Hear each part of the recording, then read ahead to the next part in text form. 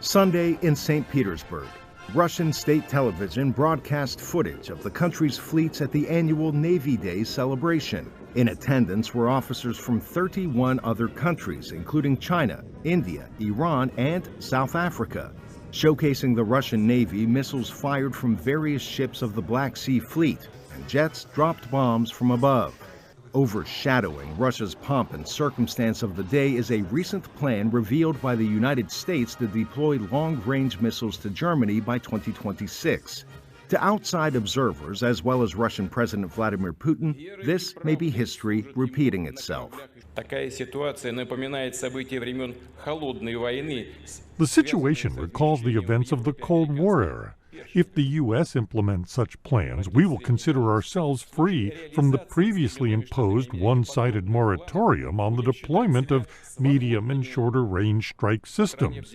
We will take mirror measures for their deployment. In a recent joint statement from the White House, U.S. and German officials said exercising advanced capabilities would demonstrate a commitment to NATO and its contributions to European integrated deterrence. Despite the Kremlin's latest round of saber-rattling, the Russian Defense Ministry began releasing videos showcasing intercontinental ballistic missile tests days before its 2022 invasion of Ukraine. Putin at the time discussed plans to assemble his army's so-called deterrent force to potentially include a nuclear component. It is language that NATO calls dangerous and irresponsible. Since the onset of the Russian invasion, Western powers have by far been Ukraine's largest supporters in terms of money and material. NATO members recently pledged an additional $43 billion next year, with plans for sustained support to follow. All of this support will make Ukraine stronger and more capable. In fact, everything we are doing, the command, the pledge, more military aid, more security agreements, and improved interoperability put in place the foundations for Ukraine to prevail. While St. Petersburg seemed pleased by its military display, experts worry the readiness of both Russia and the U.S. to deploy intermediate-range weapons could spark a new arms race. Arash Arabasadi, VOA. We have some breaking news coming in our newsrooms at this hour. Israeli army has targeted Beirut. Once again, Israeli army has targeted Beirut. The IDF confirmed it carried out an airstrike in Lebanon's capital Beirut a short while ago. Lebanon has been bracing for Israeli retaliation. According to the Israeli military, the strike targeted the Hezbollah commander behind the deadly rocket attack on Majd al-Shams and other deadly attacks on Israel. A loud blast was heard and a plume of smoke could be seen rising above the southern suburbs of the Lebanese capital Beirut, a stronghold of Lebanese armed group Hezbollah. Tensions have spiked since Saturday when a rocket killed 12 children and teenagers at a football pitch in a Druze village. Israel accused the Iran-backed Hezbollah and vowed a harsh response. Hezbollah has denied involvement in this attack. And once again, this is just breaking news we are getting in our newsroom at this hour. And Israeli army has apparently targeted Beirut. The IDF confirms it carried out an airstrike in Lebanon's capital Beirut a short while ago. Lebanon has been bracing for Israeli retaliation. According to the Israeli military, the strike targeted the Hezbollah commander behind the deadly rocket attack on Majd al-Shams and other deadly attacks on Israel during the weekend or during the past weekend. A loud blast was heard and a plume of smoke could be seen rising above the southern suburbs of the Lebanese capital Beirut, as you can see on your images right there. A strong hold of Lebanese armed group Hezbollah. This is Beirut. Tensions have spiked since Saturday when a rocket killed 12 children and teenagers at a football pitch in a Druze village. And according to the Israeli Prime Minister Benjamin Netanyahu, when he visited the villages during the time that the residents there were mourning the deaths of these 12 children, he did say that Israel will retaliate. Israel has accused the Iran-backed Hezbollah and has vowed a harsh response. Hezbollah has, however, denied any involvement.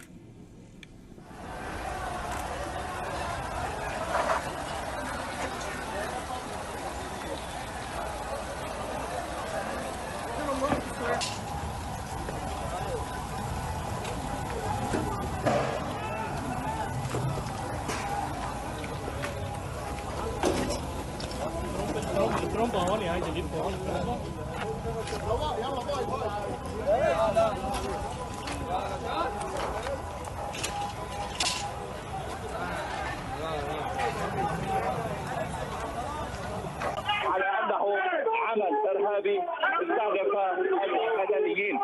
هذه ليست المرة الأولى التي تتعرض فيها الضاحية الجنوبية لمثل هذا الاستهداف الإرهابي. جمهور المقاومة الذي حاضر دائما إلى جانب المقاومة اليوم. Right now, into breaking news. Hamas says its top leader has been killed by an Israeli airstrike in Iran. It happened while Ismail Haniyeh was in Tehran for the inauguration of Iran's new president. And now there are concerns about possible retaliation from Iran or its Lebanese ally Hezbollah. Derek Waller joins us now with what we've learned so far. Derek?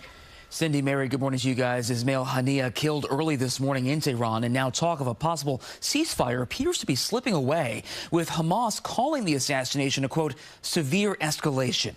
Now check out this video showing Haniyeh seated in the middle there in Tehran just yesterday, meeting with Iran's Supreme Leader Ali Khamenei. The leader of Hamas since 2006 also attended an inauguration ceremony for Iran's new president.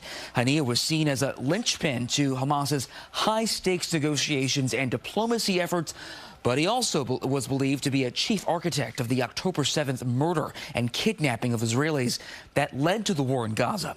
Haniyeh was wanted in International Criminal Court for that October 7th attack for war crimes, crimes against humanity also, including extermination, murder, taking hostages, rape, and sexual assault in detention.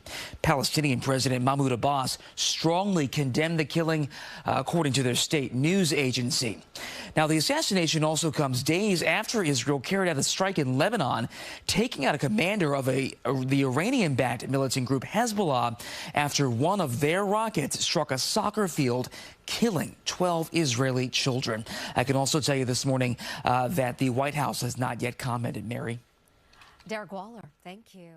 ایران هیچگاه دنبال این نبوده که جنگ در منطقه گسترش بده.